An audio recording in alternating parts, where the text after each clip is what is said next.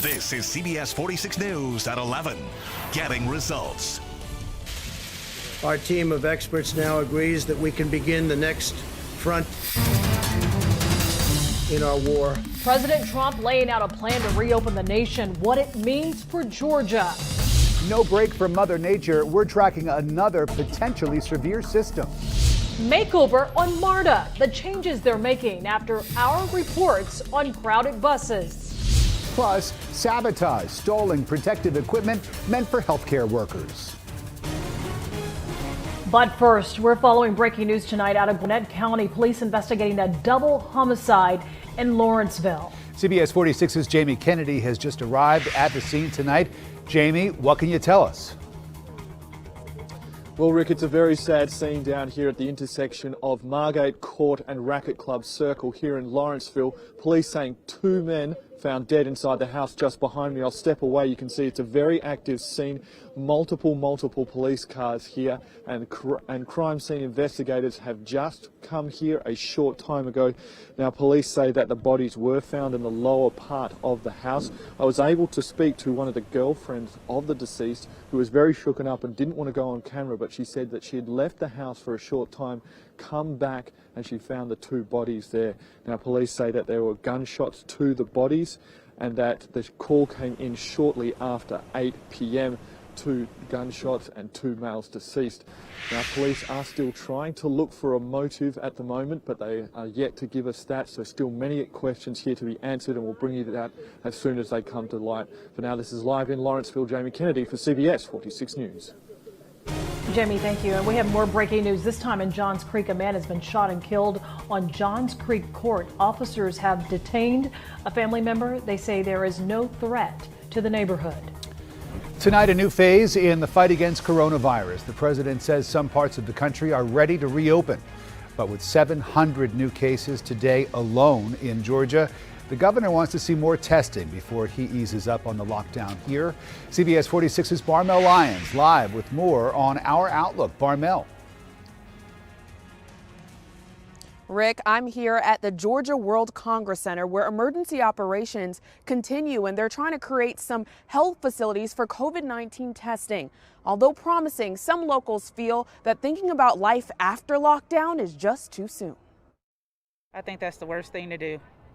Until we get more people tested, we're defeating a purpose. Paula Sharp says the president's guidelines for ending the lockdown are ridiculous. And look at all those dead bodies. I'm originally from Detroit, Michigan.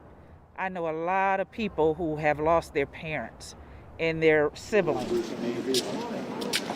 While touring the new emergency hospital inside the Georgia World Congress Center, Governor Brian Kemp says we need more testing before we can make decisions on ending the shelter-in-place order. We need to have a test where people can basically immediately test themselves before they leave the house to go to work, before they're sending kids to school. Dr. Oz says the sooner we flatten the curve, the sooner we can reopen. And certainly there'll be some states in this country that have less disease burden who might be ready to open earlier than other states, and we want to take advantage of that. Sarah Margaret Bush has faith that better is yet to come. I do feel like eventually we'll forget how stressful this time was, and we'll all go back to our old ways, and we'll just talk about this as a crazy time in our past. You have to go by numbers, data. You just can't think about, all these people are suffering.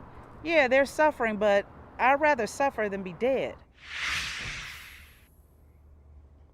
Now that new temporary hospital going up inside of the Georgia World Congress Center will begin accepting patients starting Saturday morning. In Atlanta, I'm Barmel Lyons, CBS 46 News. Thank you, Barmel. Tonight, the president issued guidelines for how and when governors can reopen their states. The White House says it won't be all at once, but instead a careful step-by-step phased process. They broke it down into 3 phases. The first keeps a shelter in place for the vulnerable but allows the healthy to go back to work. In the next phase, schools can reopen as well as gyms and some restaurants.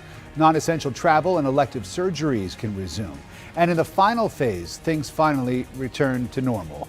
Visits at senior care facilities and hospitals can resume, and there won't be any work restrictions.